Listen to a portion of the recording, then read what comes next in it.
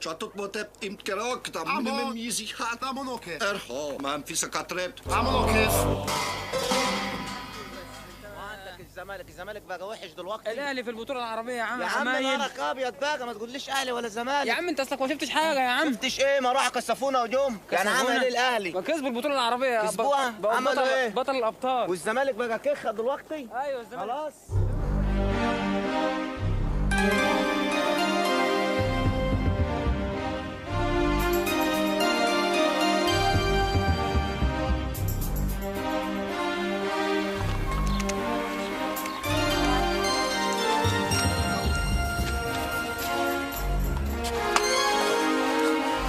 T'as vu les monstres?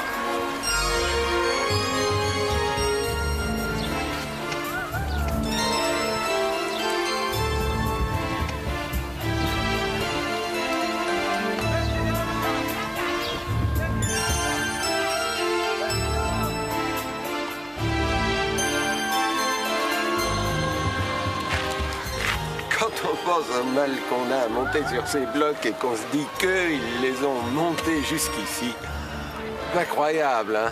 Ça fait réfléchir, hein?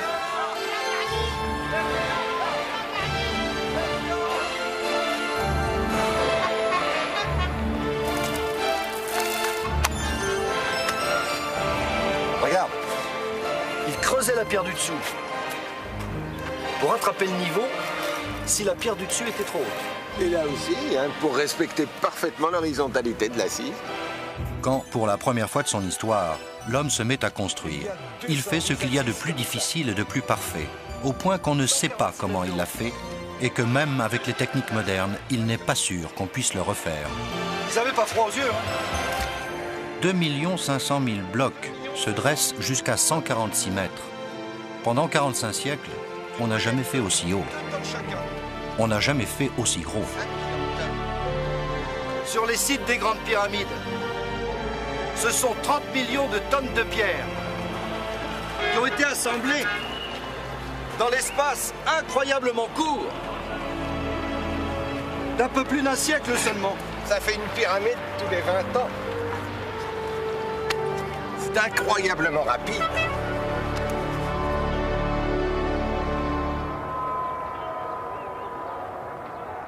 Comment ont-ils fait pour monter de tels blocs à de telles hauteurs? Et agencé avec autant de précision. Oui, tant qu'ils ne connaissaient ni la poulie, ni la roue, ils n'avaient même pas le fer. Ils ont fait ça à main nue. À main nue. C'est surhumain. Pourquoi ce gigantisme? C'était des monuments funéraires. Enfin, est-ce qu'il fallait vraiment construire un monument pareil pour le tombeau d'un pharaon? Cherchez à comprendre pourquoi les premiers hommes civilisés ont élevé ces monuments vous plonge dans une exploration à nul autre pareil. Faire une pyramide, c'est un travail de termite. Voyez cette fosse gigantesque creusée dans la roche que des fouilles désensablent. Avec sa descendrie qui lui donne la forme d'un T. C'était la pyramide du fils de Khéops à Abu Roash. Elle a été démontée au cours des millénaires par les marchands de pierre. Ces blocs ont servi à édifier les villes du delta du Nil et probablement les palais, le port et le phare d'Alexandrie. Dans les toutes premières pyramides, la tombe du pharaon était aménagée au fond de ce genre de puits. Le caveau et son boyau d'accès étaient appareillés en pierre de taille, puis toute l'excavation était rebouchée avec des blocs jusqu'au niveau du sol. Et c'est au-dessus qu'ils édifiaient la pyramide, assise par assise. Par contre, les tombeaux des pyramides classiques sont au ras du sol, comme à Gizeh, celui de Képhren, autre fils et deuxième successeur de Khéops. Le caveau contient un sarcophage destiné à la momie du pharaon. Les momies, les bijoux, les trésors ont partout disparu, dérobés par des bandes organisées dès le temps des pharaons, malgré les systèmes de protection les plus ingénieux, comme les herses en granit. T'imagines le vacarme quand le granit tombait et pleurait la chambre du roi? Les pharaons étaient obsédés par les voleurs, c'est vrai, mais également par les ravages du temps. C'est pour cela qu'il voulait des tombes indestructibles. C'est pour ça qu'il y a toujours cette montagne au-dessus de notre tête. Mais franchement, est-ce qu'un tel gigantisme était nécessaire pour faire un simple coffre-fort à momies? Ah, les pyramides sont autre chose que des tombeaux. Les grandes pyramides de l'Ancien Empire s'égrènent presque toutes sur une vingtaine de kilomètres au bord du plateau rocheux le long du Nil. Les pyramides de Gizeh, les pyramides d'Abou Sir et de Saqqara, les pyramides hétéroclites de Dachour. Pourquoi les Égyptiens raffolaient-ils tant de la forme pyramidale? C'est une des premières questions que nous nous sommes posées. Pour y répondre, il fallait trouver des textes. Les grandes pyramides sont muettes. Mais à Saqqara, les murs des pyramides ultérieures parlent, comme ceux de la pyramide de Pépi. Ils ont été exhumés par des archéologues français. Le restaurateur en chef, Audran Labrousse, connaît ces hiéroglyphes par cœur et il savait où satisfaire notre curiosité. On passe les herses, là, tout ce couloir est une sorte de... Les trois grosses herses. Voilà, les trois grosses herses, c'est tout ce couloir une sorte de passage. Et d'ailleurs, pour les Égyptiens, la vie n'est qu'un passage. Le pharaon est l'intermédiaire entre les hommes et les dieux. Et le pharaon est le seul à être représenté de même taille que les dieux. C'est-à-dire qu'il y avait intérêt à lui obéir au doigt et à l'œil, hein. Plus tard, à la fin de l'Ancien Empire, les textes des pyramides nous éclairent sur la pensée religieuse de l'époque. Et on trouve par exemple là un verset qui nous montre des échelles que le roi va utiliser pour monter au ciel. Et on voit que là, le roi pouvait grimper ici sur une échelle et sur un escalier gigantesque dressé vers le ciel. Pour la forme lisse de la pyramide, on a encore un autre verset qui va parler de rayons de soleil sur lequel le roi va pouvoir glisser pour accéder au séjour des bienheureux. Ce jour où Pépi monte sur le siège de Ré, le roi a piétiné pour lui s'étient rayon de lumière comme un escalier sous ses pieds. La forme même de la pyramide évoquerait un faisceau de rayons pétrifiés de soleil que le roi pourrait ravir pour atteindre le séjour des bienheureux. Et ainsi, avec la forme pyramidale, toute l'énergie du pays est mise au service de l'immortalité.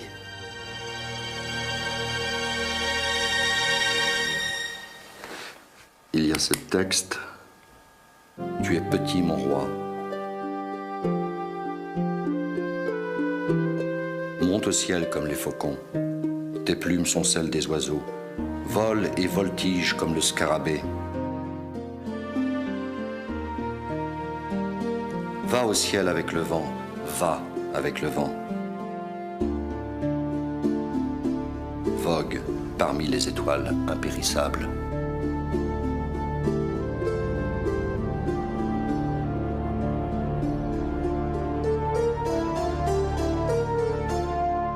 Ici, c'est un lieu extrêmement pur, c'est raréfié. Nous sommes au cœur de la pyramide, dans le Saint des Saints, c'est-à-dire au centre de tout cet énorme dispositif que constitue la pyramide, son temple funéraire et ses installations annexes. Ici, seule règne la magie des textes et leur puissance incantatoire. Les représentations figurées du roi, ses actions, ses hauts faits, vont être portées dans le temple funéraire, à l'extérieur de la pyramide. Les seigneurs qui ont des tombeaux beaucoup plus simples vont mettre dans le mastaba toutes leurs possessions.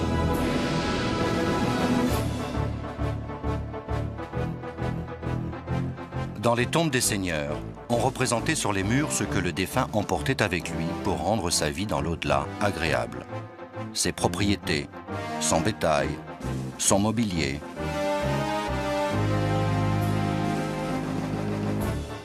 Ses serviteurs et ses servantes. Ses enfants, naturellement. Son épouse. Ses musiciens et ses danseuses.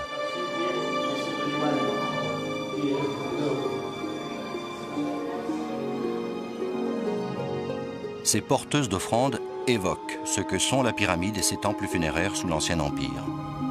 Un monde vivant, avec un clergé, un rituel, des offrandes quotidiennes.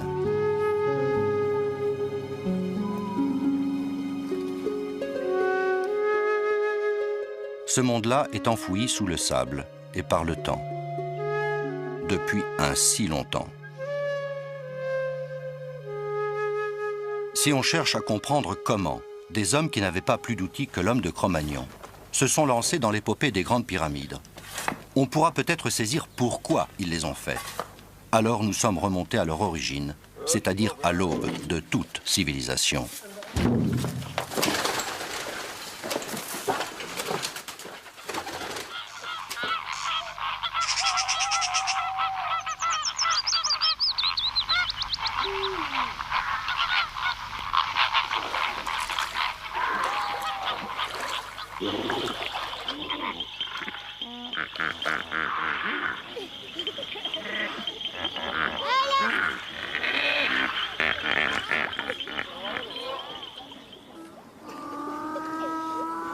Tout commence ici, sur les rives du Nil, il y a 5000 ans.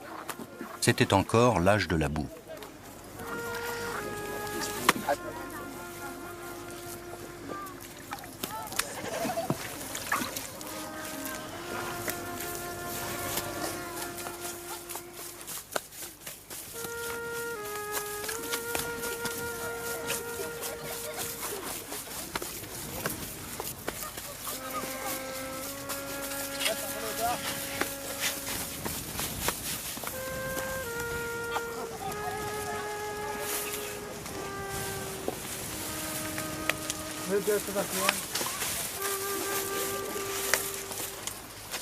L'Égypte d'aujourd'hui offre encore bien des scènes identiques à celles que l'on trouve sur les murs des tombeaux d'autrefois.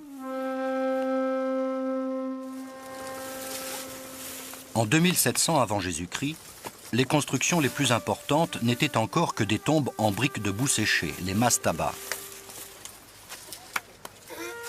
Ces monticules rectangulaires, couvrant un caveau souterrain, correspondent aux tas de pierres qui, dans les déserts, signalent une tombe. Et puis un jour, le mastaba du pharaon Djoser devint pyramide.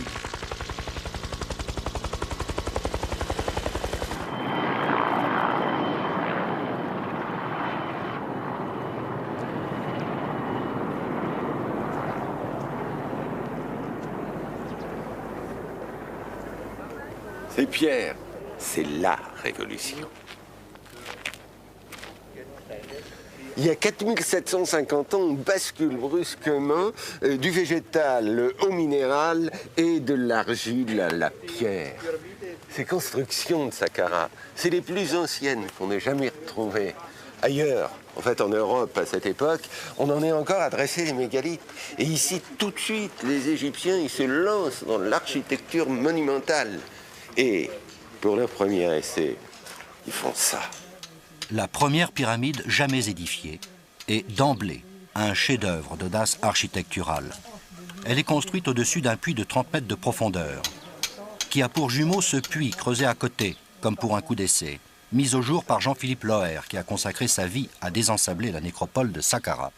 Un puits comme cela, c'est aussi impressionnant qu'une pyramide. C'est un peu une pyramide à l'inverse. Oui, mais enfin, vous avez la même chose. Ce puits est identique à celui de la pyramide. C'est la même chose. C'est l'âme du roi, ses viscères, on ne sait pas qui était au fond. Oui, on ne sait pas. On ne peut pas savoir. On ne sait pas si ce sont les viscères que l'on a mis. Maintenant, il est possible... Du pharaon Djoser, Jean-Philippe Loher n'a retrouvé qu'un pied momifié et ce visage pétrifié.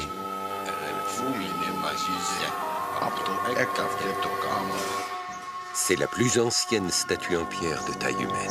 Ouais. De là, Djoser pouvait continuer de surveiller le monde des vivants. Le personnage important, c'est quand même l'architecte, le génial Imhotep. L'homme des agrandissements par accrétion en pelure d'oignon.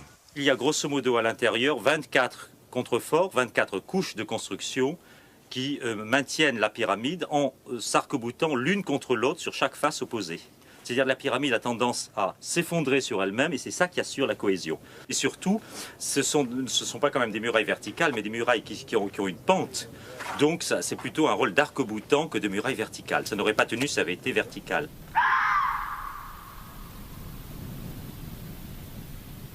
Le mastaba initial. 10 000 tonnes de pierre. Et on ajoute encore 2 étapes. Une ceinture en pierre, puis un massif de maçonnerie qui va cacher 11 puits funéraires royaux. 40 000 tonnes de pierre, mais c'est pas encore assez. Et on va rajouter au-dessus de tout ça les 4 degrés d'une pyramide. 2 premiers degrés, 2 autres degrés qui couronnent le tout. 200 000 tonnes de pierre. Mais ça ne suffit toujours pas. Et on va encore rajouter 6 gradins sur l'angle de cette pyramide à 4 gradins. Et là, avec les 2 derniers degrés, on obtient la hauteur fantastique pour l'époque de 60 mètres. Ça fait combien, ça? 650 000 tonnes de pierre. Donc on est passé de 10 000 tonnes de pierre à 650 000 tonnes de pierre. Mais alors, la main-d'œuvre a dû exploser. Il a fallu des dizaines de milliers de choses. Elle a explosé et ça traduit également une nouvelle organisation sociale de l'Égypte. C'est-à-dire qu'un pas a été franchi dans l'histoire de l'humanité avec cette réalisation d'Imhotep qui a dressé pour son roi ce gigantesque escalier vers le ciel. Pour que l'âme du roi puisse monter au ciel. Et il faut penser que tout ça s'est fait en moins de 30 ans.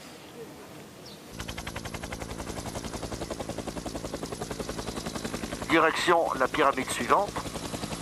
La suivante des pyramides achevées. Enfin, si on peut appeler cela aujourd'hui une pyramide achevée.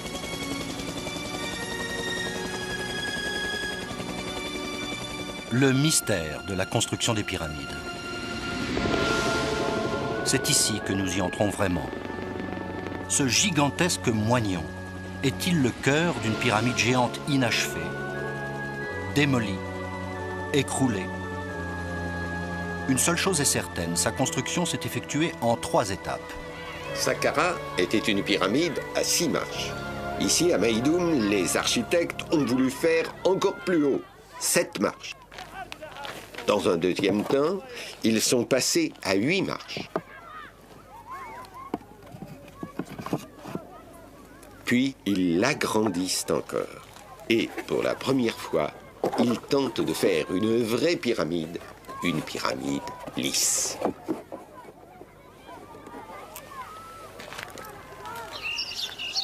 On peut avoir l'impression que le manteau de revêtement de la pyramide a glissé sur le tronc central et s'est effondré. Le monticule de gravats enfui sous le sable est parfaitement circulaire, comme si le revêtement de la pyramide s'était étalé tout autour, comme une pâte. La plus grande catastrophe architecturale de tous les temps aurait mis à nu le cœur de cette pyramide. C'est possible, ça.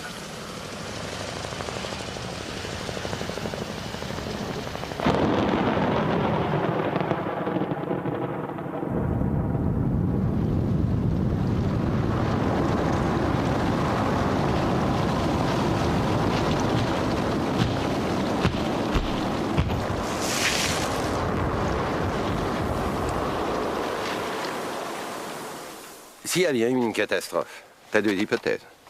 Ou bien, c'est par la suite des carriers qui, en prenant des pierres, ont provoqué un éboulement général.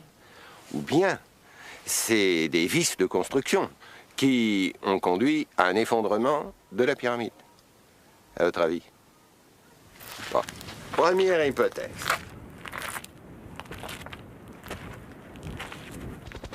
Nous sommes au-dessus des murailles du Vieux-Caire, entourés d'un pullulement de ses plus belles mosquées. Tout ceci, toutes ces pierres transformées en murs ou en élégantes arabesques, proviennent des blocs de revêtement en calcaire fin, déjà polis, des pyramides toutes proches de Gizeh.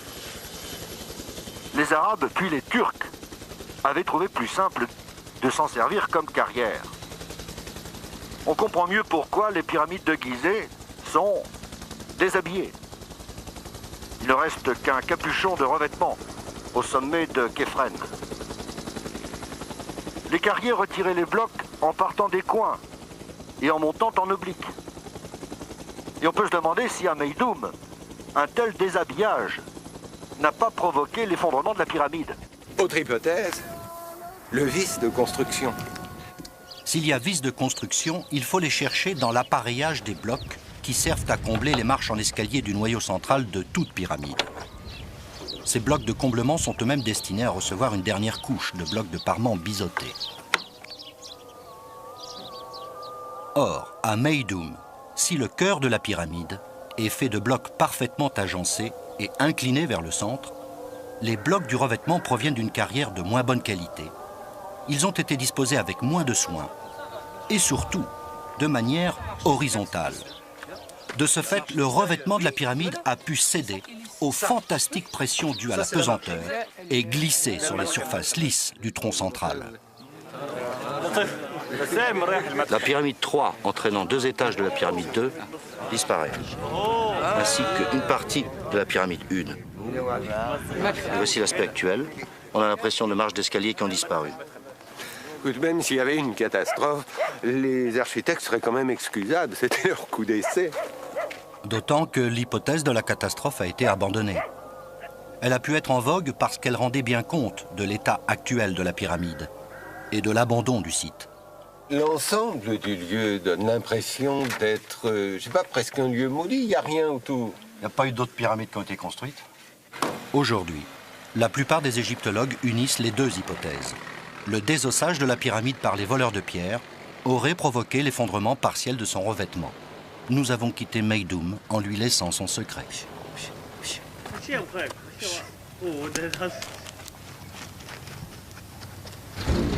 Quelle surprise allait nous réserver la pyramide suivante.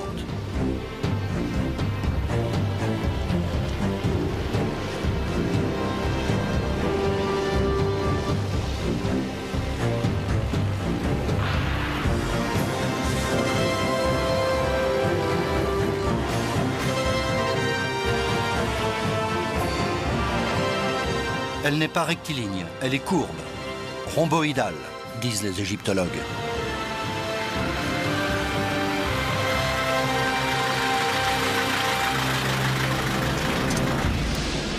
Étonnant, non? Ah, c'est aussi incroyable que la tour de Pise. Parce qu'ils ont commencé avec un angle, ils ont changé d'angle à mi-parcours. L'angle d'élévation du bas de cette pyramide, 51 degrés, comme Meidum. En fait, l'angle de départ, c'est celui de Khéops. S'il l'avait gardé, il serait monté aussi haut qu'à Khéops. Au départ, ils avaient fait une première pyramide massive, et puis ils ont eu des ennuis, ça n'était pas stable. Des affaissements se sont produits dans le plateau rocheux. Il y a eu des fissures dans le couloir, dans les chambres. À ce moment-là, la pyramide a été élargie sur les côtés. Ils ont fait comme des contreforts. Contreforts avec des blocs plus gros qu'à Meidum, et cette fois posés, inclinés vers le centre.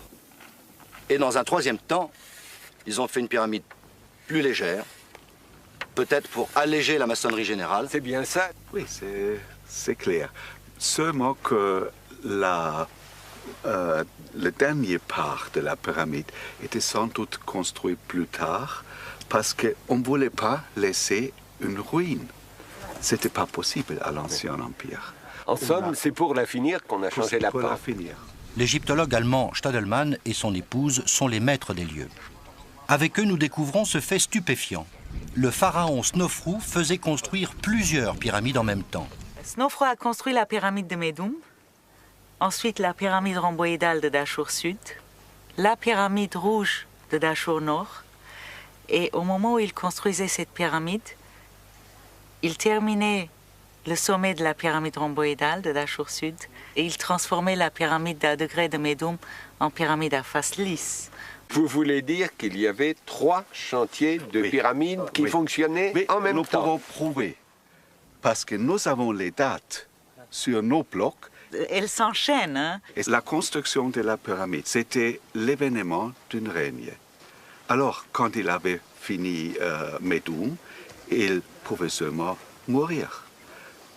Il avait fini ce qu'il fallait faire. Mais il n'est pas mort. Il n'est pas mort. Alors, il décide de faire quelque chose absolument différent. De faire une vraie pyramide qui n'a pas réussi au début. Après, il a fait une troisième. Lui n'arrêtait pas de construire. En même temps, oui. En même temps, oui. Si un même pharaon fait construire combien, vous dites? 4, 5 pyramides, si on compte Bon, s'il fait construire 5 pyramides, c'est pas des tombeaux. On ne se fait pas construire 5 tombeaux. Oui, seulement avec l'expérience de construction sous Snofrou, Khéops pouvait construire sa grande pyramide. Avant de céder son trône à son fils Khéops, Snofrou commande cette répétition générale. La pyramide rouge.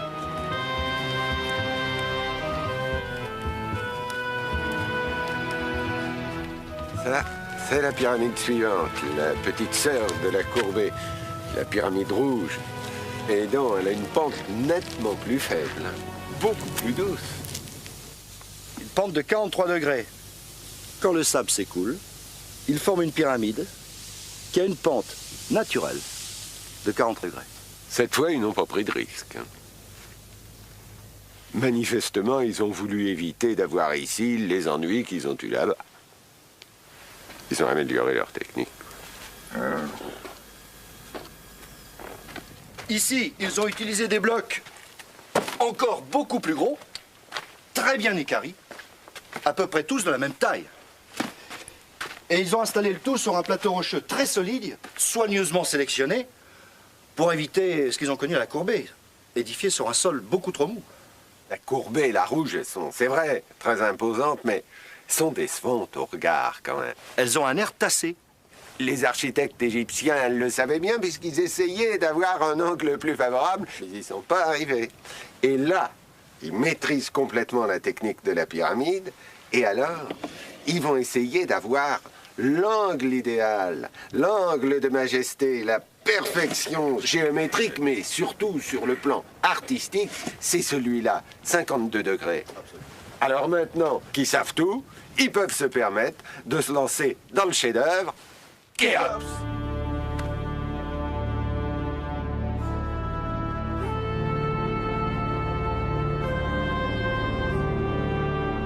On atteint ainsi les proportions admirables de la Grande Pyramide. Fort de leurs expériences antérieures, les architectes cette fois tiennent parfaitement la pente de 52 degrés et ils atteignent 150 mètres. Khéops surpasse son père. Sa pyramide mérite bien le titre de première merveille du monde. 2 500 000 blocs, ajustés au millimètre près, ont résisté à l'usure du temps, au tremblement de terre, à la rapacité des hommes. Avant d'admirer les prouesses qu'a exigé sa construction, nous avons eu envie de savoir d'où provenait la pierre. Nous avions retrouvé cette carrière du temps des pharaons. Nous avons demandé à des carriers d'aujourd'hui de lui rendre vie. Spontanément, ils ont retrouvé les gestes de leurs ancêtres.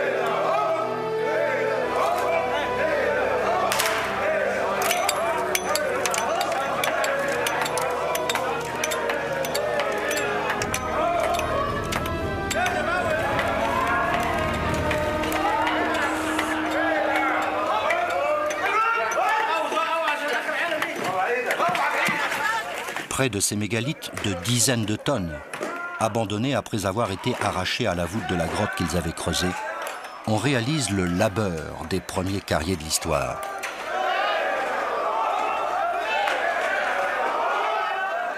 Le feu servait à nettoyer la roche, à en faire sauter par dilatation les parties friables. Pour extraire un bloc de la paroi, ils utilisaient les failles, et quand elles n'existaient pas, ils les créaient, en creusant une ligne d'entaille qu'ils bourraient de coins, sur lesquels ils tapaient jusqu'à ce que la roche se lézarde.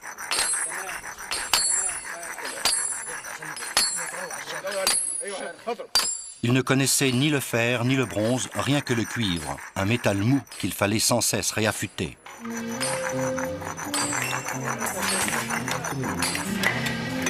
Ils utilisaient aussi du bois dur, de sycomore, en guise de pic et de maillet.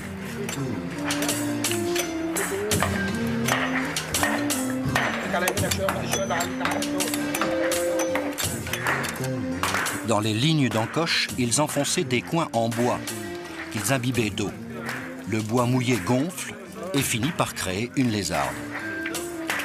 L'opération est répétée sur plusieurs côtés du bloc que l'on veut extraire.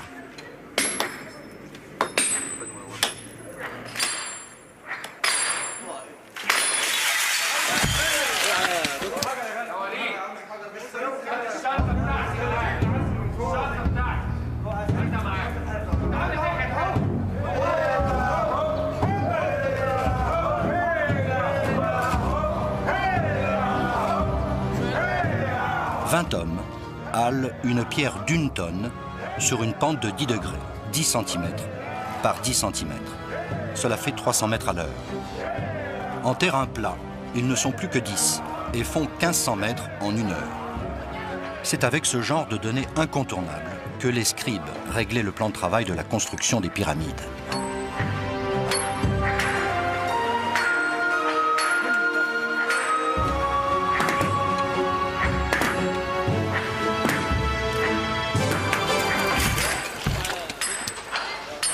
الفرعون زعلان منك اعملها في ساعة واحدة مش مشكلة لقيته فين اللابتوب؟ الباشمهندس ده السيد الباشمهندس هو اللي كان حاطط كده زي ما قلت له بيحب يعمل حركة فيهم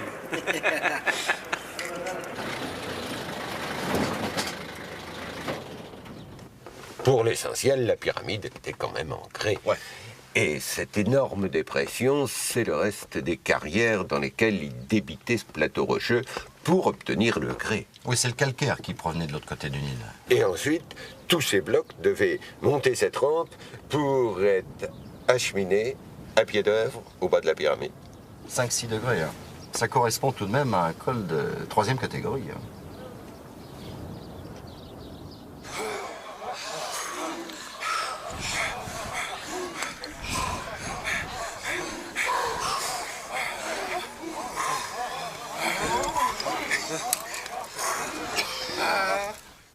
Et maintenant, la question, comment ont-ils construit ces ouvrages surhumains?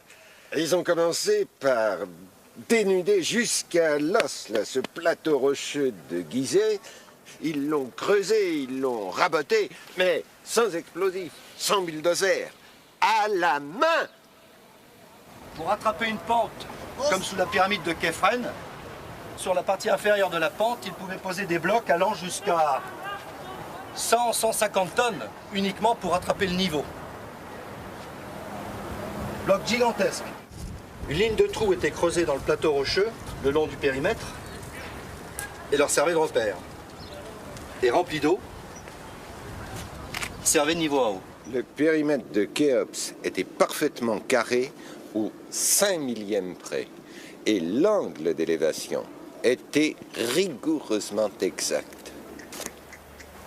Ce détail est magnifique. On voit tracé sur une des pierres de la pyramide la pente en rouge du parement. Les constructeurs traçaient cette pente qui leur servait de référence pour assurer la pente véritable de la pyramide. Tous les 5 mètres, on vérifiait absolument tous les angles de la pyramide, toute la construction. Toute l'assise. Toute l'assise. Il ne fallait pas, surtout pas, que les arêtes commencent à vriller. Et à ce moment-là, la pyramide, évidemment, devenait inachevable. En se donnant un angle de 52 degrés, les architectes obtenaient une hauteur qui était exactement le rayon d'un cercle ayant le périmètre pour longueur. Problème, le nombre pi n'a été découvert que 2000 ans plus tard. Les Égyptiens étaient de sacrés arpenteurs. C'est vrai. À chaque décrue du Nil, il fallait redélimiter les champs, parce qu'ils étaient couverts de limon, couverts de boue.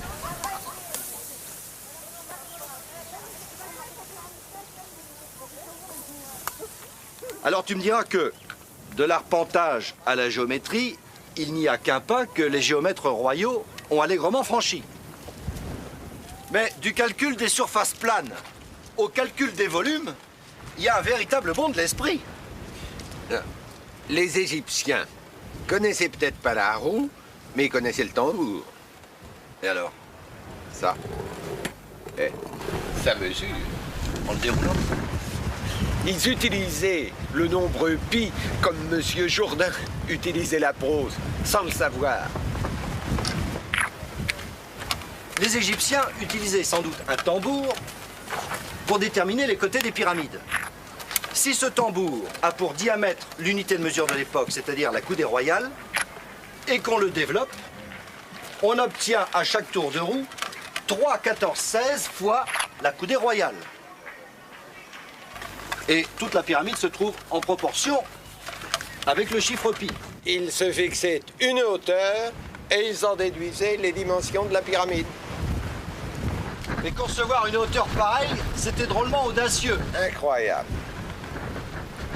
Quand Eiffel a voulu passer 150 mètres, on a pensé que c'était fou. Oh bah! Comment passait-il d'une conception aussi précise à la fabrication?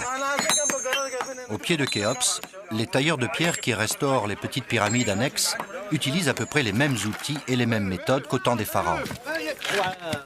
Avant de les expédier là-haut, les tailleurs vérifiaient d'avance l'agencement des blocs sur des planchers oscillants. Et ils en lissaient les surfaces de contact à la scie.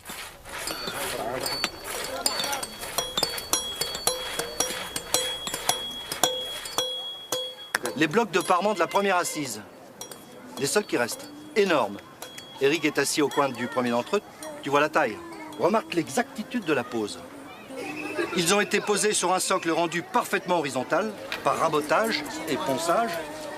Ils ont été lissés en dessous, bien sûr, avant d'être posés et lissés au-dessus pour recevoir le bloc suivant, de manière à ce qu'il soit parfaitement horizontal aussi.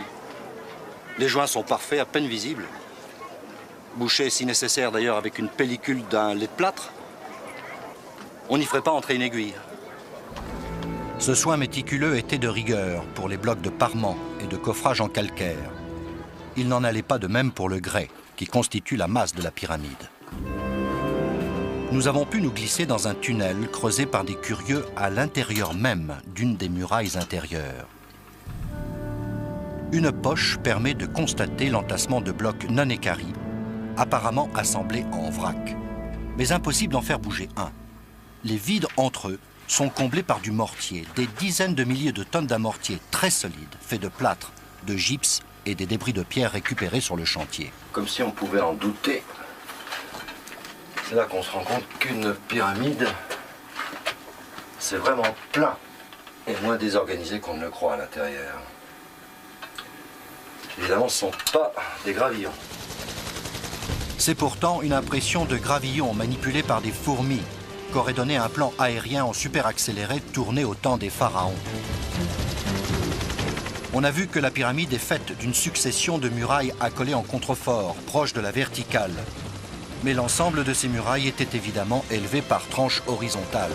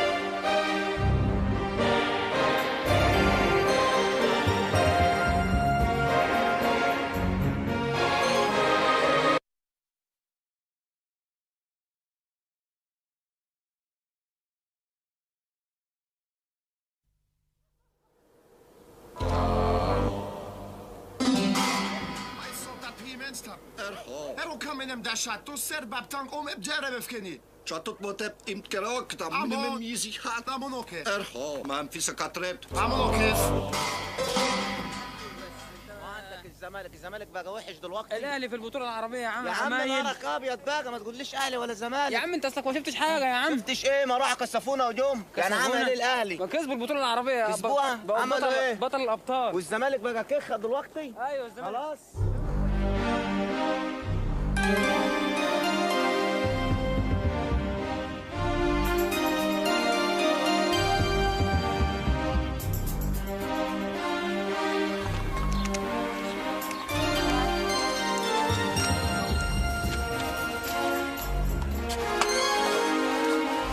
T'as vu les monstres?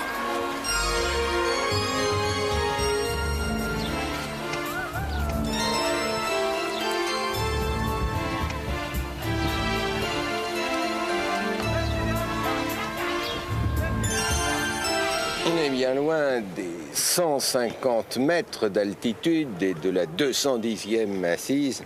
Il faut se poser la question. Comment faisait-il pour apporter les blocs jusqu'ici? Ça, c'est un vrai casse-tête.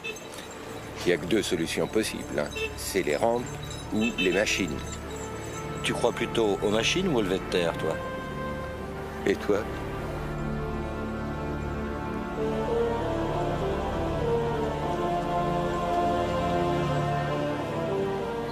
2 500 000 pierres divisé par 20 ans, divisé par 12 mois, divisé par 30 jours, divisé par 10 heures, divisé par 600 minutes. Pour construire la pyramide avec ses 2,5 millions de blocs, il a fallu en permanence mettre en place un bloc toutes les 2 minutes. Un bloc toutes les 2 minutes pendant 20 ans. Le système le meilleur est celui qui permet de garantir ce résultat. Moi, ça m'étonnerait que ce soit celui-là. L'hypothèse de machines en bois a été répandue dès l'Antiquité par le premier des reporters des pyramides, l'historien grec Hérodote. Depuis, nombre d'esprits inventifs ont imaginé les appareillages les plus variés, en oubliant souvent que l'Égypte n'avait pas de bois. Généralisé, ce système tient-il la pente?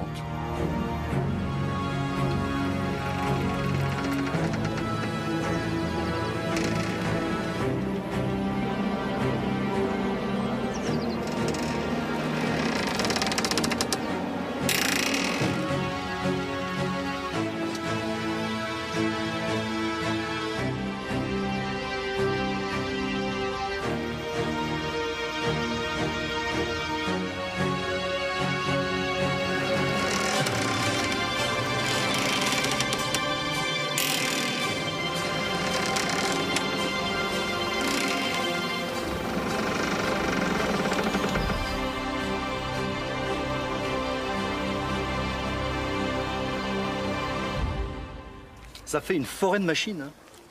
T'imagines ça, là, sur la pyramide?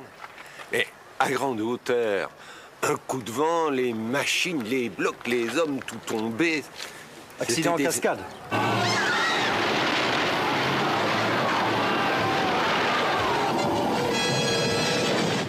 Ben oui. En tous les cas, il n'y a de traces de ces machines nulle part et aucune représentation sur aucun bas-relief. Aucun. Puis ça peut aller pour 2-3 tonnes. Ça pourrait pas aller pour des blocs de dizaines de tonnes. Pourtant, des blocs de plusieurs dizaines de tonnes, il y en a à l'intérieur. Alors, improbable. Très improbable. Mais tout le monde le sait, ils ont utilisé des rampes. Certes, mais quel type de rampe? Bon, je sais pas. Une rampe qu'ils ont mettre au...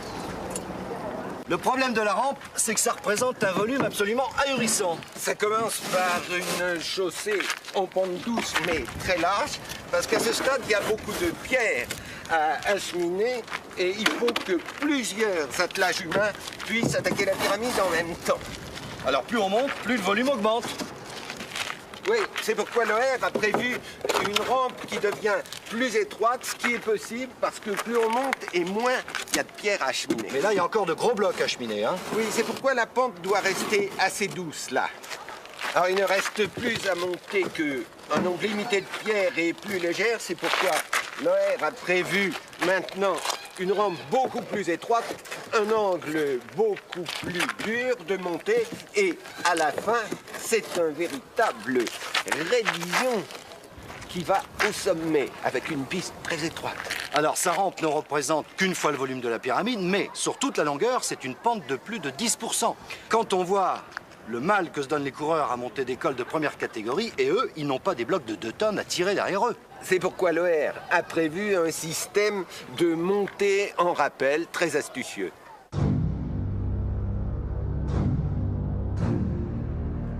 Qu'on la pente était plus dure et les pierres plus lourdes, les hommes les faisaient monter en descendant. Et pour ça, les cordes de halage coulissaient sur d'énormes poteaux en bois de cèdre, des poteaux huilés. On montait ainsi jusqu'au premier poteau et puis on passait les cordes au poteau suivant et ainsi on progressait de poteau en poteau jusqu'au sommet.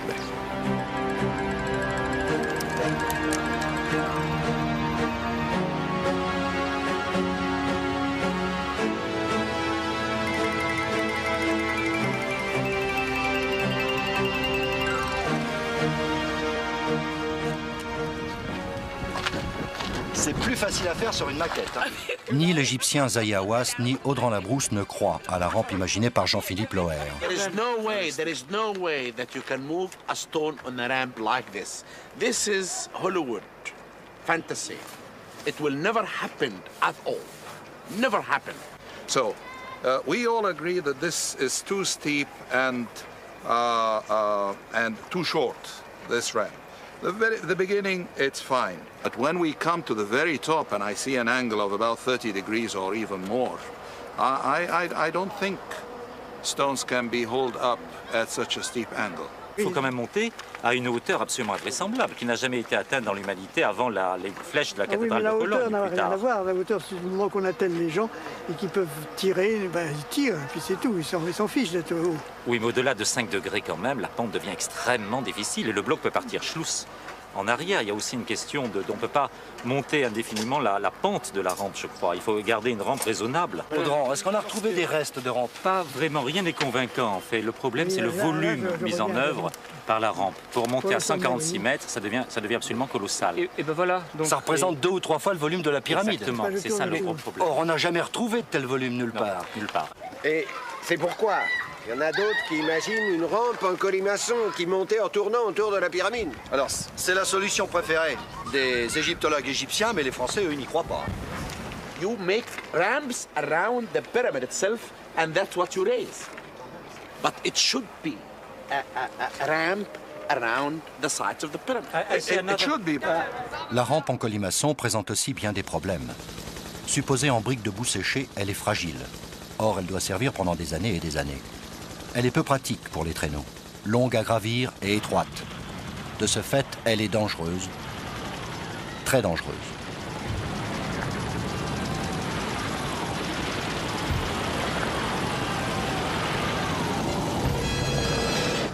You have to check all the times the slope of the corners. You have to see them the right slope. to cross the measures. Because otherwise the 4 corners will never reach. Then what's your theory? I have no precise he's theory. quite right. Because you have to monitor the true pyramid form. L'ouvrage est noyé sous la terre, ce qui gêne le contrôle permanent de l'angle d'élévation sur ses 4 côtés. La pyramide risque d'être de guingois. How can you pass the corner with the people pulling the ramp? When they arrive in the corner, the stone is still somewhere here. You have to bring the stone in the corner and then turn.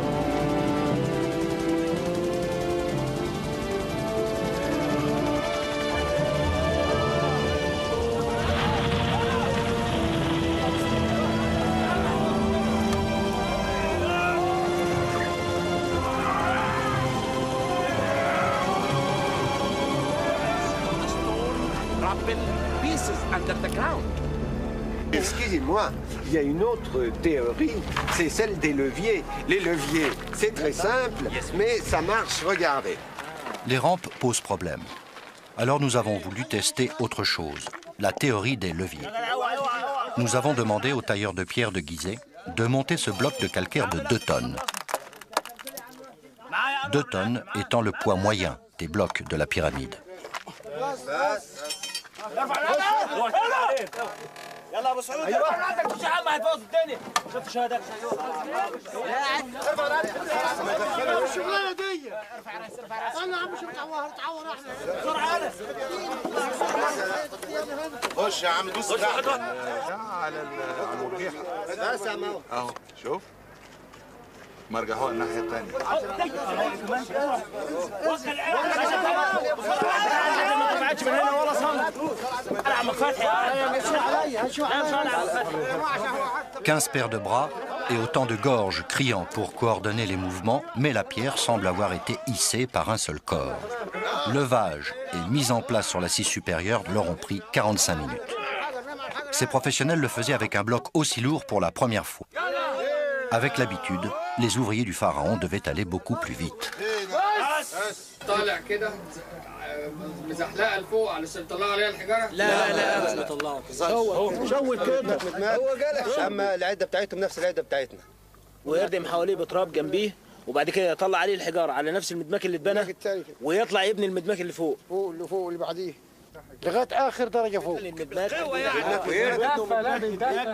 طويله وكان بيعلقوا في اخرها الحجر وينزلوه مثلا بالافيال مثلا او حاجات تقيله بيبنوا مدماغ ويبنوا مدماغ ويردموه تاني لما بقى وصلوا الهرم العالي ده وصلوا فوق لاخر حاجه الهرم بقوه يعني بالدفع جامد بقوه ولا بالعقل؟ لا بالقوه بالعقل امال هو ايه؟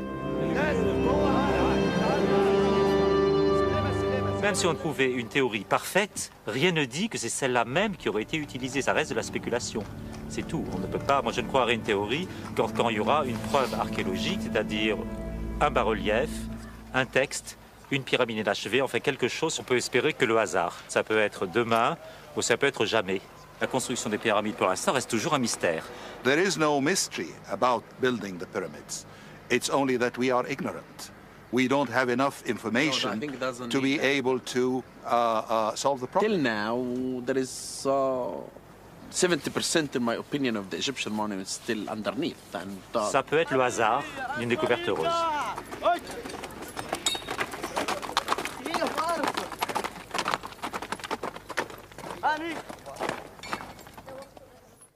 Le revêtement de la pyramide. Il s'agit d'énormes blocs. Et il y en a des dizaines de milliers. Oui, du revêtement, il reste que le sommet de Képhren. Vous devriez y aller voir.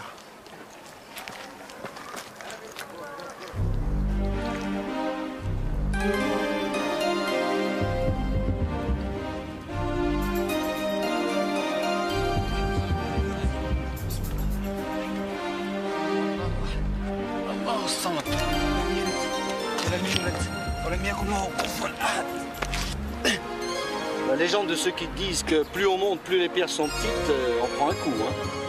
On est ici à 100 mètres de haut. T'as vu la taille des blocs?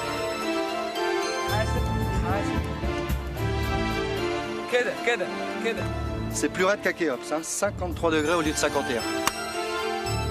Les blocs de revêtement en calcaire qui, au sommet de Képhren, ont échappé à la rapacité des marchands de pierre, sont d'une taille impressionnante. Leur insertion en écaille, au bord du vide, jusqu'à 140 mètres de haut,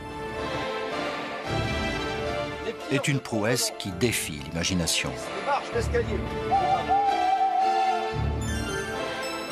Ils construisaient des assises qui dépassaient largement la surface définitive, ce qui leur donnait un escalier pour pouvoir monter les pierres. Ils prenaient grand soin de biseauter les pierres d'angle et de bien tracer l'arête qu'ils peignaient d'ailleurs en ligne de visée. En montant. Tout en montant, pour être exactement dans la perspective du sommet. Et puis, une fois arrivés en haut, ils biseautaient alors, assise après assise, évidemment avec des pertes de pierres énormes, mais l'avantage, c'est qu'ils avaient toujours la surface nécessaire pour faire ce travail. C'est en redescendant du haut vers le bas qu'ils coupaient et polissaient la surface de la pyramide.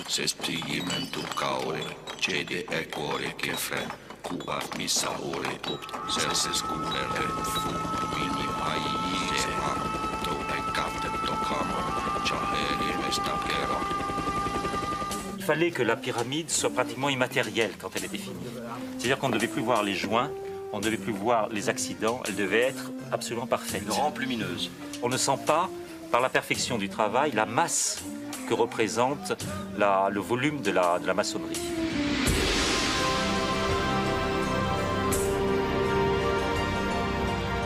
tous ces millions de mètres cubes de pierre ne se voient plus du tout. Là, la pyramide devient une forme complètement abstraite, presque immatérielle. C'est un monde irréel, c'est à la fois un monument d'éternité, la pyramide, et en même temps, il y a toujours cette idée d'ascension, et d'ascension vers l'immatérialité, vers le séjour des dieux, vers le ciel. Le résultat fini est presque magique en quelque sorte. Le polissage rendait la pyramide resplendissante au soleil, l'astre de Pharaon. Oui, mais, du vivant de Pharaon, il y avait ici cette entrée monumentale. Et à sa mort, on introduisait sa momie dans la pyramide par cet étroit boyau, on l'a placé dans le sarcophage, et puis l'ouverture était bouchée, la surface était parfaitement polie, et alors la pyramide avait cet aspect définitivement clos. Ce sont les Arabes qui ont creusé ce tunnel au XIIe siècle, directement dans la maçonnerie.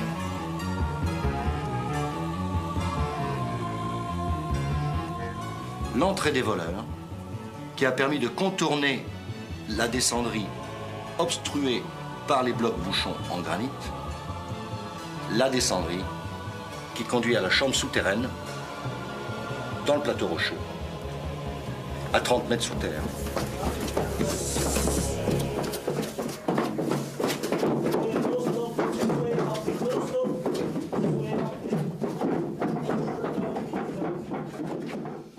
Comme Djoser, Khéops avait prévu d'être enterré sous sa pyramide, d'où cette chambre souterraine, creusée très profondément dans le roc. Il faut imaginer les conditions effroyables de travail, sans air, à la lueur de torches qui épuisaient l'oxygène, dans une chaleur et une poussière infernales, avec l'obligation de déblayer ce trou à rats, des gravats qui s'accumulaient par un boyau d'accès particulièrement étroit. Cette chambre n'a jamais été complètement évidée. Les travaux étaient abandonnés. Et on a l'impression que lorsque l'ordre a été donné d'arrêter les travaux, ils se sont arrêtés subitement, sans même se donner la peine de donner quelques coups de pic pour faire sauter ces derniers bouts de rocher. On s'attend presque à retrouver des outils abandonnés. C'est peut-être cette fissure subite, à travers tout le plafond, qui a fait déguerpir tout le monde. Dans un deuxième temps, Khéops change d'avis. Il décide de mettre sa chambre funéraire à l'intérieur même de sa pyramide. D'où ce nouveau couloir ascendant, puis horizontal, qui conduit jusqu'à la chambre dite de la reine, qui se trouve à l'aplomb exact du sommet de la pyramide. Khéops aimait par-dessus tout les architectures qui exprimaient de nobles proportions, et lorsqu'il a vu cette chambre cubique et banale, il a été profondément déçu. Alors il a demandé qu'on en fasse une autre. Jean Kérisel est ingénieur et un passionné de pyramides. Il connaît Khéops par cœur. Avec des matériaux de luxe, ici ce sont simplement des calcaires, et il a voulu avoir les plus beaux matériaux du pays, à savoir les granites d'Aswan, et qu'on lui construise cette chambre qui est au-dessus, qui a des proportions extraordinaires. L'éternité est plus confortable dans le granit. Exactement. La grande galerie. Voilà l'architecture grandiose de Khéops. Une voûte vertigineuse, des blocs de granit énormes, parfaitement ajustés. Et cette cathédrale servait de loquet pour permettre de fermer la pyramide. Dans cette glissière, il y avait des blocs bouchons qui étaient retenus par des poutres fichées là, dans le mur. Et ces trous servaient à monter des échafaudages pour passer au-dessus des blocs bouchons.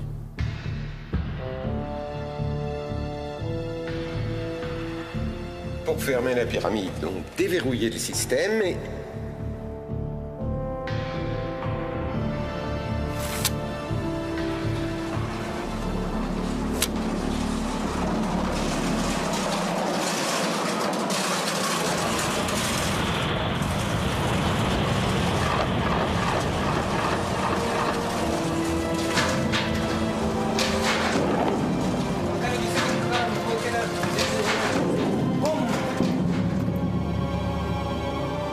Et les derniers ouvriers s'enfuyaient par ce puits, là.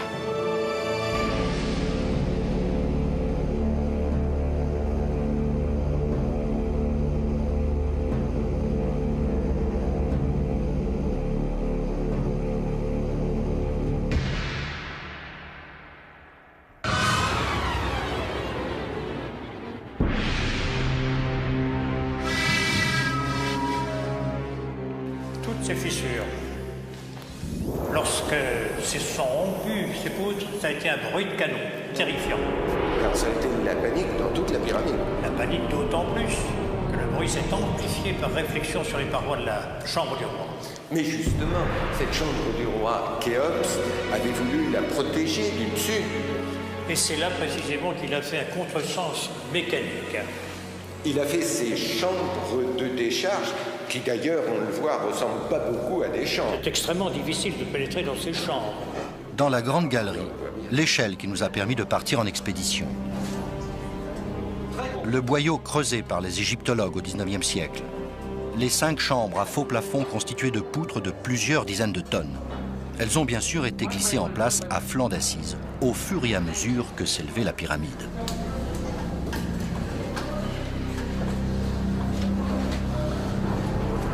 Gérard, tu suis? Ouais. Il a fallu escalader des monolithes qui semblent avoir été posés là par des titans, dans une poussière accumulée depuis la nuit des temps, dans la chaleur dégagée par le flot ininterrompu des touristes du dessous. Claustrophobes, s'abstenir.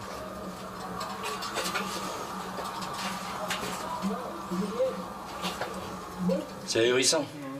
Faut voir l'épaisseur de ces poutres, hein. De 2 à 3 mètres. C'est ahurissant. Première chambre de décharge. Un petit peu basse de plafond. Mais enfin, Au moins, on peut s'asseoir, on va pouvoir s'expliquer. La raison d'être de ces chambres de décharge, de ces faux plafonds, c'est d'amortir et de détourner les fantastiques pressions qui sont au-dessus, c'est-à-dire tout le poids de la pyramide, des millions de tonnes.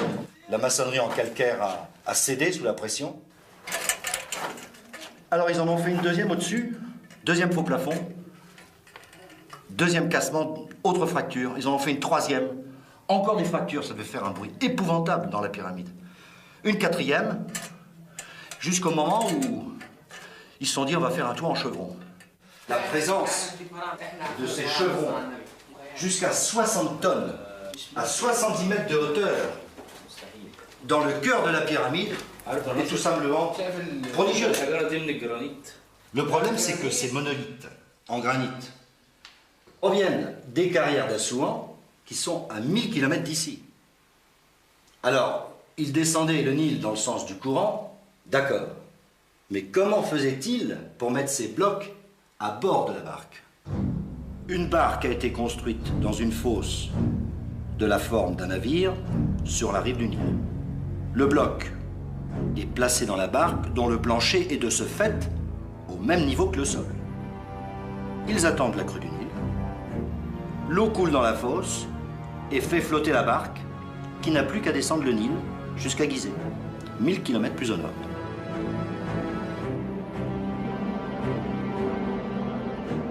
Et pensez qu'ils ont transporté des obélisques pesant jusqu'à près de 1000 tonnes. Il y a des bas-reliefs de cela. Une fois arrivés par le canal au bas du plateau de Gizeh, la barque est amarrée non près du quai, mais au-dessus de la rampe de débarquement. Décrue du Nil, la barque se pose sur le sol et, tirée par des câbles, elle bascule du bon côté, délivrant le monolithe qui tombe sur un très large traîneau. Le traîneau est ensuite tiré vers le chantier par un attelage d'environ 250 hommes, sinon plus. Le problème, c'est que c'est une pente forte et qu'il faut monter jusqu'à 70 mètres de haut. Comment ont-ils fait? Mystère. Maganine. C'était des infirmes à vie et la preuve, la vision de quelques vertèbres d'ouvriers de Khéops comparées à des vertèbres de nobles. Tassement de la colonne vertébrale chez l'ouvrier. Tassement avec une formation de bec de perroquet et ostéoporose, montrant les efforts considérables sur la colonne vertébrale. Et l'autre, sur cette deuxième comparaison, on voit qu'elle a souffert et celle du noble est en parfait état. Parfaitement. À mon avis, cet élan de foi qui a présidé à la construction de la pyramide ne s'est pas terminé sans cri de douleur.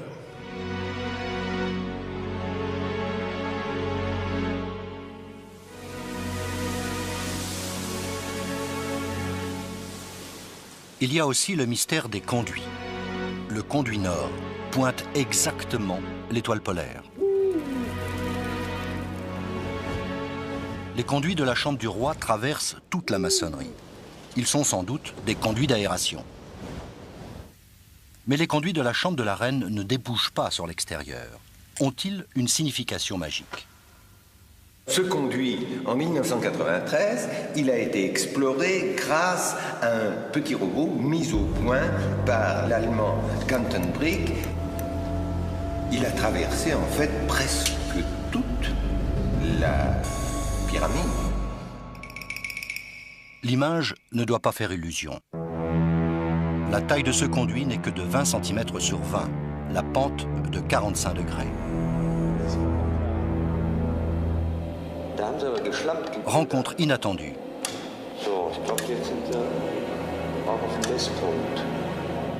Une araignée. De quoi se nourrit-elle donc?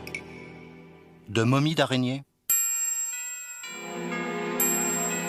Le conduit visité pour la première fois depuis 4500 ans apparaît tel que les ouvriers du pharaon l'ont appareillé, propre et de plus en plus lisse, au fur et à mesure que le robot le gravit.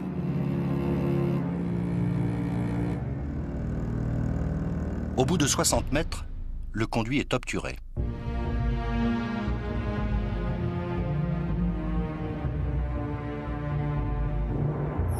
Un morceau de cuivre brisé. Il provient d'une des poignées qui arment la dalle de fermeture. Et derrière, une cavité peut-être?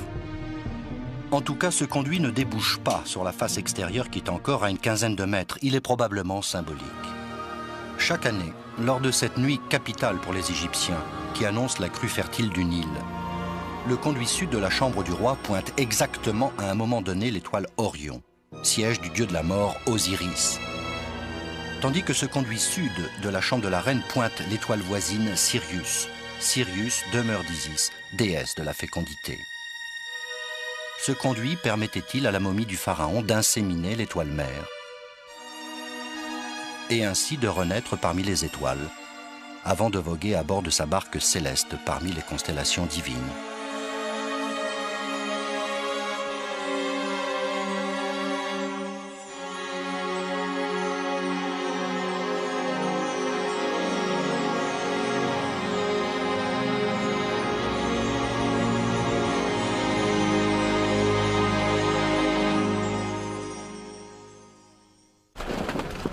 Oui, les grandes pyramides offrent une quantité de mystères. Il nous restait à tenter d'élucider le plus crucial. Pourquoi les grandes pyramides? Cette question soulève tempête. Nous avons vu qu'elles ont nécessité une débauche de moyens, qu'elles n'étaient pas seulement des tombeaux, puisqu'on a pu en construire plusieurs en même temps, que les chantiers s'enchaînaient. Or, nous constatons que vers 2500 avant Jésus-Christ, après un siècle et demi de fuite en avant, dans un gigantisme frénétique, la construction des grandes pyramides s'arrête. Comme si le chef-d'œuvre Khéops n'avait pas suffi, son fils Khéphren se lance dans la construction de sa propre pyramide. C'est comme une machine à construire qui s'est emballée. Comme si le peuple n'avait pas été épuisé. Il a fallu que Khéphren fasse une pyramide de presque le même volume que celle de son père, et il s'est arrangé en la faisant construire plus haut sur le plateau rocheux et en lui donnant une pente plus raide pour faire une pyramide qui soit finalement plus haute que celle de son père. Oui, mais quand même, l'aménagement intérieur est beaucoup plus simple. Moi, je crois qu'il n'a pas voulu se compliquer la vie, ni surtout celle de ses ouvriers. Alors, la pyramide suivante, c'est celle de son fils, Mykérinos. Et son volume n'est que le 10e de celui de la précédente. Et le fils de Mykérinos, s'est contenté de se faire enterrer dans un simple mastaba. Il est très gros, mais ce n'est plus une pyramide. Ce sont tout de même des blocs d'une taille digne d'un pharaon. Mykérinos marque le point final de l'épopée des grandes pyramides. Pourquoi cet arrêt? Ça, c'est la grande question. Si, dans 4000 ans, des archéologues essayaient de comprendre pourquoi les hommes sont arrivés sur la Lune en 1969 et ils ne sont jamais allés plus loin, et ils n'y sont jamais retournés, et ils se sont contentés ensuite de tourner autour de la Terre, eh bien, il faudrait qu'ils comprennent que les Américains se sont dit « Bon, on a relevé le défi des Soviétiques, ça suffit comme ça », et du même coup, ils comprendraient toute la philosophie du programme Apollo. Donc, si on comprenait pourquoi, à ce stade, les Égyptiens cessent de construire des pyramides géantes, du coup, on comprendrait pourquoi, 100 ans plus tôt, ils se sont lancés dans une telle démesure. Exact. Début de réponse à l'Institut français d'archéologie du Caire avec Michel Beau. Après Giza, on cesse de construire des grandes pyramides. Et qu'est-ce qui se passe? Pendant près d'un millénaire, les rois continuent d'utiliser cette forme pour leurs tombeaux, mais il est certain que la qualité générale diminue, la taille aussi, sont beaucoup moins hautes, et surtout leur construction devient beaucoup plus approximative. Au lieu de beaux blocs constituant l'ensemble de la structure, vous avez en fait une sorte de squelette avec des murs de soutènement, et à l'intérieur, des gravats. Et jusqu'à l'époque où elles ne sont même plus construites essentiellement qu'en briques. On peut dire que c'est du travail bâclé, finalement. Presque. Oui, la pyramide peut même se réduire à un tout petit monument, une sorte de petit chapeau qui couronne un temple. Une pyramide symbolique. Une pyramide symbolique. Donc, ce qui est abandonné, c'est le gigantisme, c'est pas la pyramide.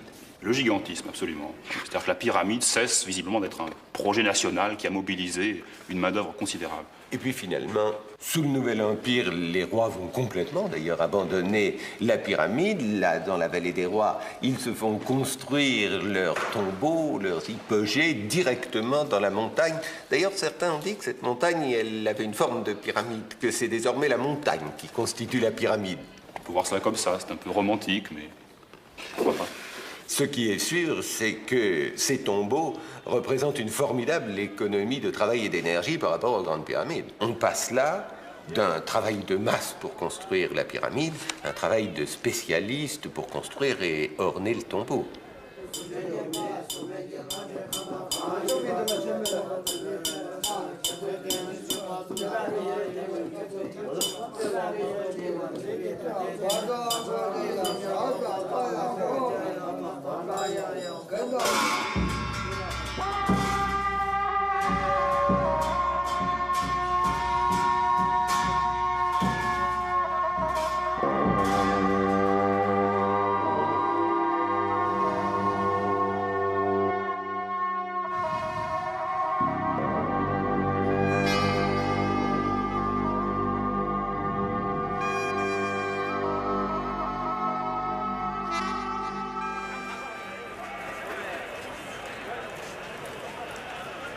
Dans un cinéma du Caire, essayons d'imaginer ce qui a justifié, pendant 150 ans, la construction d'une dizaine de grandes pyramides.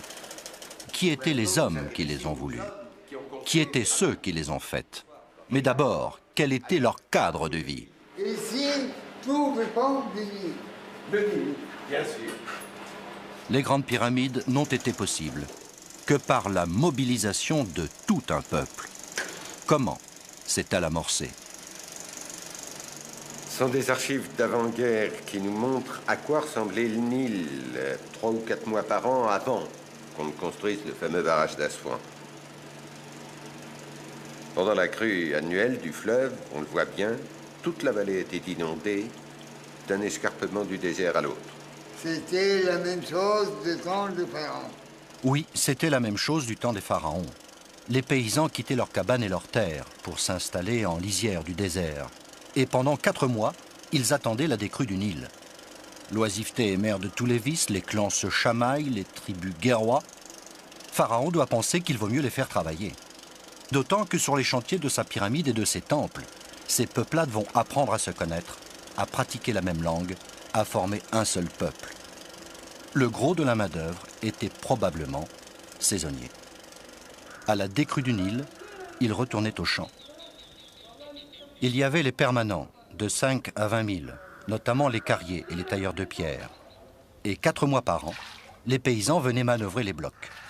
Les estimations varient entre 20 000 et 100 000. C'était en tout cas une bonne partie de la population active de l'époque.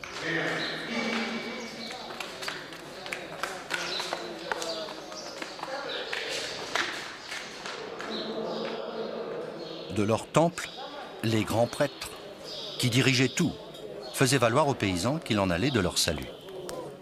L'homme ne vit pas de foi seulement, mais aussi de pain. Cette masse énorme de travailleurs, il fallait la nourrir, il fallait l'encadrer, la diriger. Alors, toute une administration s'est installée, intendants, scribes, fonctionnaires, et elle n'a cessé de grossir au fur et à mesure que s'élevaient les pyramides. Cette élite dirigeante a fait de l'Égypte une machine à construire, ce qui confortait son pouvoir et celui de Pharaon.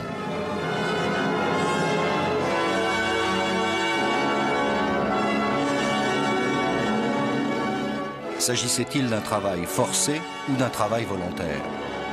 Les péplums américains comme la Bible ou les 10 commandements ont popularisé l'idée d'un travail d'esclave.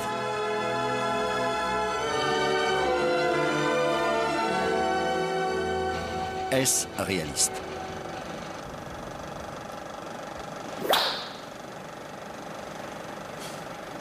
Une armée de 50 à 60 000 forçats, 2 gardes chiournes derrière chaque équipe. Difficile à croire. C'est du cinéma. Il n'y a pas de tradition d'esclavage dans l'Égypte ancienne. L'esclavage était volontaire. Regardez. Eh oui. On a fait ça pendant la construction du barrage d'Assouan. Par son gigantisme, le barrage d'Assouan, érigé par Nasser, est comparable à une pyramide à l'envers. Sa construction a pu prendre des allures d'épopée. Les meilleurs se pressaient pour aller y travailler. C'était relativement bien payé. Derrière la propagande de l'époque, il y avait une réelle ardeur populaire. Quand un ouvrier rentrait au village, on l'écoutait avec admiration.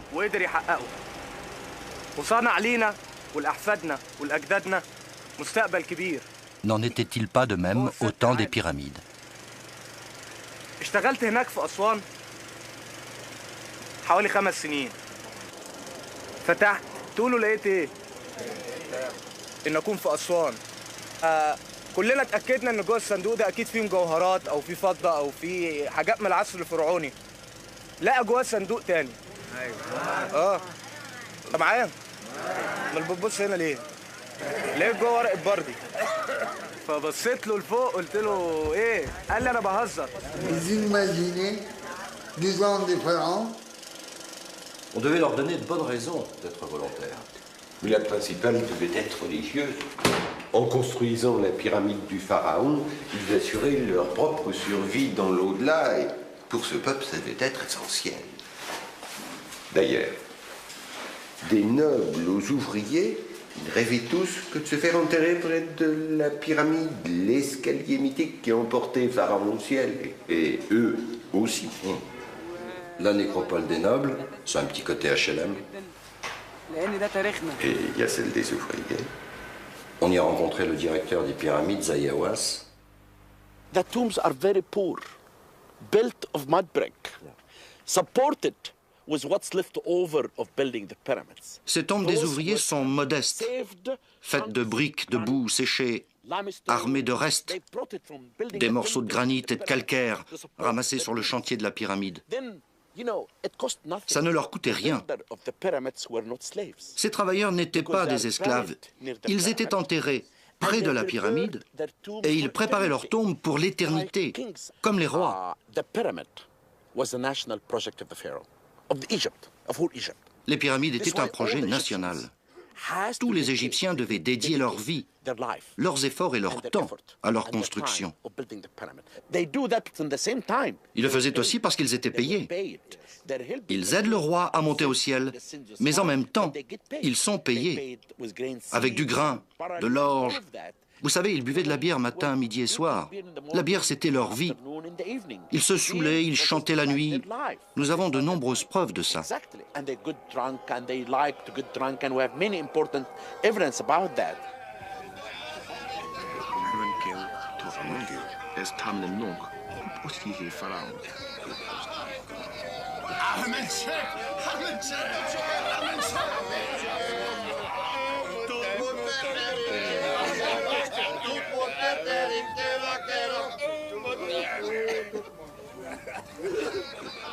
We found in a place called Abusir two important war reliefs.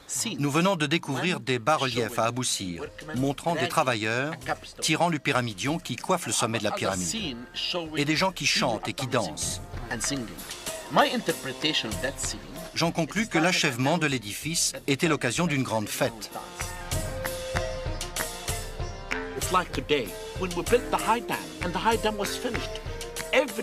Quand le barrage d'Assouan a été achevé, on a fait la même chose. Tout le pays a fêté l'événement. Ces gens-là avaient une bonne vie. Des esclaves peuvent faire d'immenses constructions, mais pas des monuments aussi complexes que cela. C'est pourquoi je dis que les pyramides ont construit l'Égypte. Sans les pyramides, cette civilisation n'aurait pas été.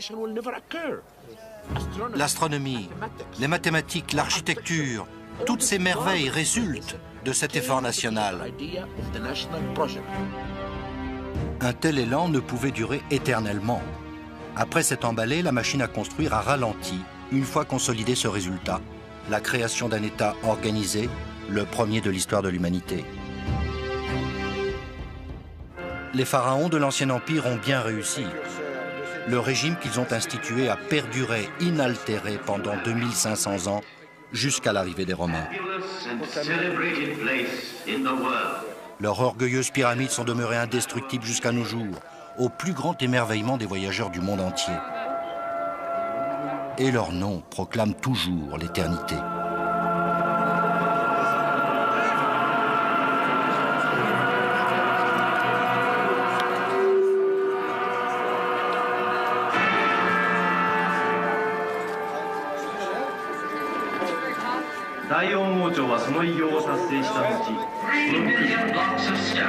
Kafra, Menkaura.